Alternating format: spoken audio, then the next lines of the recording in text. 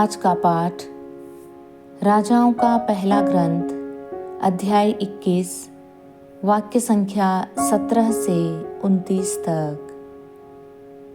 इसके बाद तिशबी एलिय्याह को प्रभु की वाणी यह कहते हुए सुनाई पड़ी, समारिया में रहने वाले इज़राइल के राजा अहाब से मिलने जाओ। वह नाबोत की दाखबारी में है। वह उसे अपने अधिकार में करने के लिए वहां गया है। उससे कहो, प्रभु यह कहता है, क्या तुम नाबोत की हत्या करने के बाद उसकी विरासत अपने अधिकार में करने आए हो? इसके बाद उससे कहो, प्रभु यह कहता है, जहां कुत्तों ने नाबोत का रक्त चाटा, वहां वे तुम्हारा भी रक्त चाटेंगे। अहाब ने एलिय्याह से कहा, मेरे शत्रु, क्या तुम फिर मेरे पास आ गए? उसने उत्तर दिया, मैं फिर आया हूँ, क्योंकि जो काम प्रभु की दृष्टि में बुरा है, तुमने वही करने का निश्चय किया है। इसलिए मैं तुम पर विपत्ति ढाऊंगा और तुम्हें मिटा दूंगा। अहाब के घराने में जितने पुरुष हैं, मैं इज़राइल में से उन सब का अस्तित्व समाप्त कर दूंगा, चाहे वे दास हों चाहे स्वतंत्र। मैंने नबाट के पुत्र यरोबाम के घराने और अहिया के पुत्र बाशा के घराने के साथ जो किया है, वही तुम्हारे घराने के साथ करूंगा, क्योंकि तुमने मेरा क्रोध भड़काया और इज़राइल से पाप कराया है।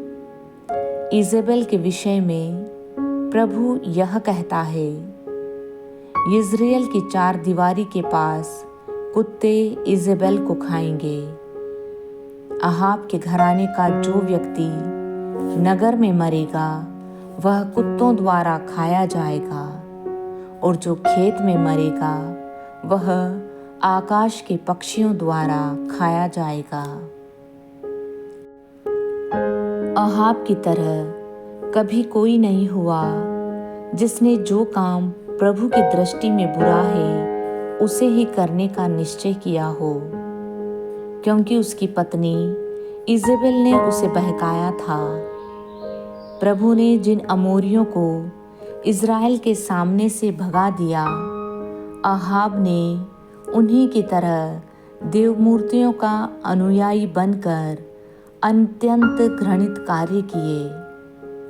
अहाब ने ये शब्द सुनकर अपने वस्त्र फाड़ डाले और अपने शरीर पर टाट ओढ़कर उपवास किया। वह टाट के कपड़े में सोता था और उदास होकर इधर उधर टहलता था। तब प्रभु की वाणी तिशबी एलिय्याह को यह कहते हुए सुनाई पड़ी, क्या तुमने देखा है कि अहाब ने किस तरह अपने को मेरे सामने दीन बना लिया है? क्योंकि उसने अपने को मेरे सामने दीन बना लिया, इसलिए मैं उसके जीवन काल में उसके घराने पर विपत्ति नहीं ढाऊंगा। मैं उसके पुत्र के राज्यकाल में उसके घराने पर विपत्ति ढाऊंगा। आज का सुसमाचार संत मत्ती अध्याय 5 वाक्य संख्या 43 से 48 तक। तुम लोगों ने सुना है कि कहा गया है, अपने पड़ोसी से प्रेम करो और अपने बैरी से बैर। परंतु मैं तुमसे कहता हूँ, अपने शत्रुओं से प्रेम करो और जो तुम पर अत्याचार करते हैं, उनके लिए प्रार्थना करो।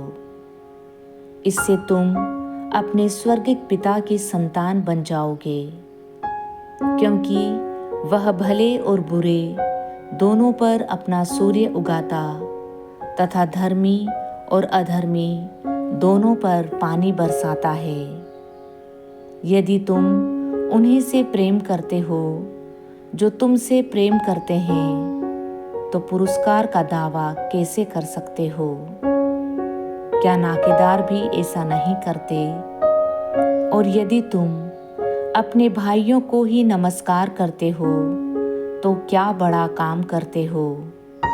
क्या गैर यहूदी भी ऐसा नहीं करते। इसलिए तुम पूर्ण बनो जैसे तुम्हारा स्वर्गिक पिता पूर्ण है।